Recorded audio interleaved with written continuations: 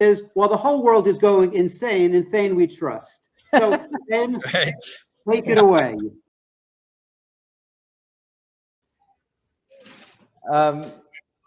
Hello to the both of you, Mayor, Gary. So we're talking about Al-Quds Day, the big celebration this week. You know, I have an essay. You were right, Mayor. I'm coming out this week, my bi-monthly essay for the Jewish Journal of Los Angeles.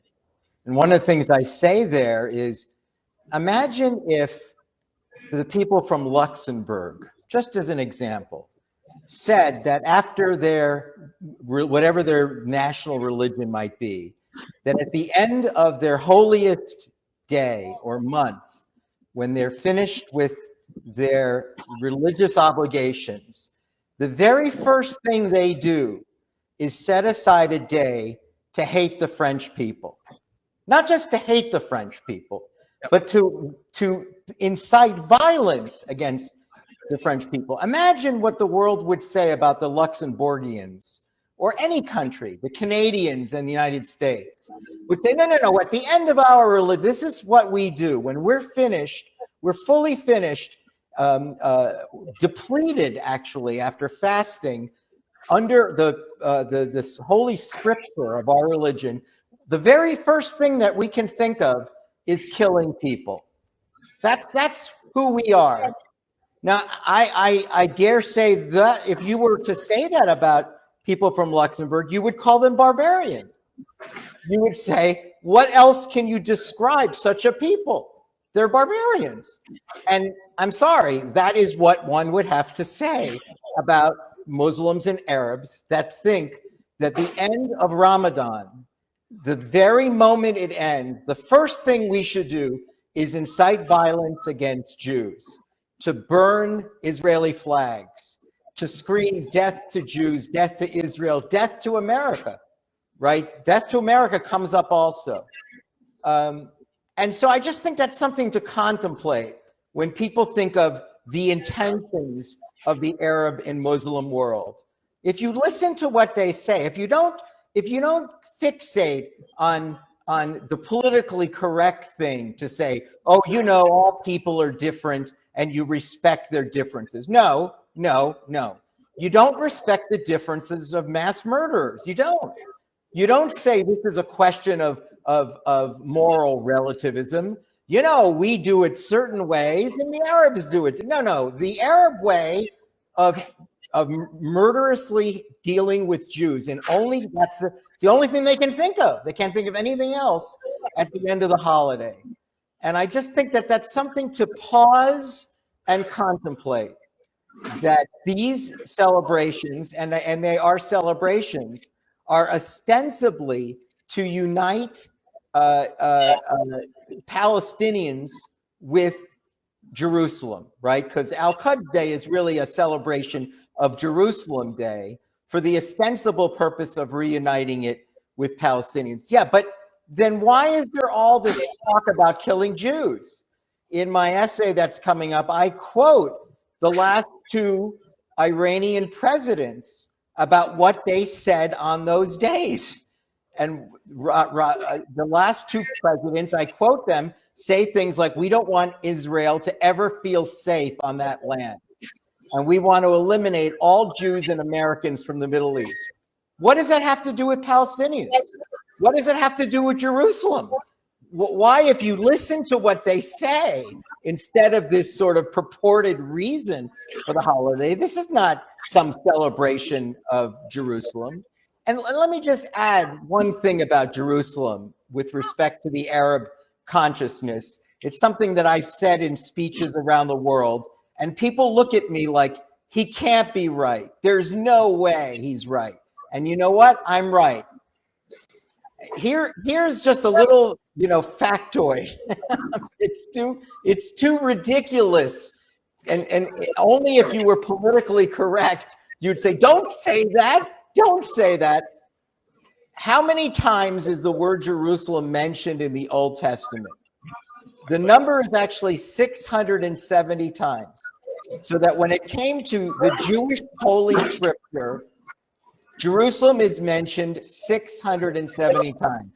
Now, for all the talk about the Al-Aqsa Mosque and the Temple Mount and the Rock of the Dome as being the significant holy sites of Islam, how many times is Jerusalem mentioned in the Quran? Not once. Not once. If Jerusalem is so vital to the Jewish mind, to the Muslim Islamic mindset, so essential to its history, how is it possible that Jerusalem was left out of their holy text? Totally out. Doesn't exist. You might as well mention the Green Bay Packers. You mention anything. It's not in the Quran. So, but before we start creating holidays, reuniting this city with the legitimate heirs to the city, the Palestinians, one would have to ask yourself, I know, but it doesn't, the city doesn't appear in the Quran at all. And in the Old Testament, which is accepted by Christianity through its New Testament, in which Jerusalem is also mentioned in connection with the Jews, you're seeing United Nations agencies like UNESCO twisting themselves in knots, purporting to claim that there is no Jewish connection to the ancestral home of Israel. There's nothing. There's no connection. Whereas the Old Testament only speaks of biblical cities that exist in Israel, and both Jews and Christians recognize the connection to the patriarchs of Judaism and Jerusalem. And yet we're told that all Jews must be killed because they are trying to prey on the land that is above King Solomon's second temple. That we should throw rocks at them, and we should throw fire bombs at them, because Jews they cannot soil this land where the temple once existed, when in fact your mosque is not mentioned at all. Yes, Mecca is mentioned in the Quran, of course, and Medina is mentioned, but not Jerusalem. So it's just a little, piece, an anecdote that's worth considering. What are those 2 points to revisit in a professorial way? Well, the first point is, what kind of a people celebrate the end of their fasting and holiday by hating the other people and wishing nothing but their death? What would you say about them? And why is it that this is something that is acceptable under the thinking of moral relativism? Oh, people are all very different. You like to do this, they like to kill you, and you need to respect that they like to kill you, because you wouldn't want to offend them. You shouldn't offend them. It is their religion, and that's how they like to celebrate the end of their fast. And the second question, to demonstrate this sort of the absurdity of the logic of Al-Quds, is to say it's purportedly, ostensibly about reuniting Arabs with this holy city, and it doesn't appear in the Quran. And then the last point I would make about this goes to the idea of, again, reuniting the Palestinians, reuniting Palestinians with the West Bank and Jerusalem. No Arab or Muslim or Persian country said a word about restoring the territories to Palestinians when Jordan occupied Jerusalem and the West Bank, and when Egypt occupied Gaza. No one said a word. Not one Arab country said, we need to strip that land. Did you say that again? To strip that land away from the Jordanians and give it to the Palestinians. Why did this become an issue only when the Israelis reclaimed the land? Why only in 1967 did Arab and Persian nations, Muslim nations, decide that the world would never see peace unless there was the creation of an Arab state and the elimination of the Jewish one?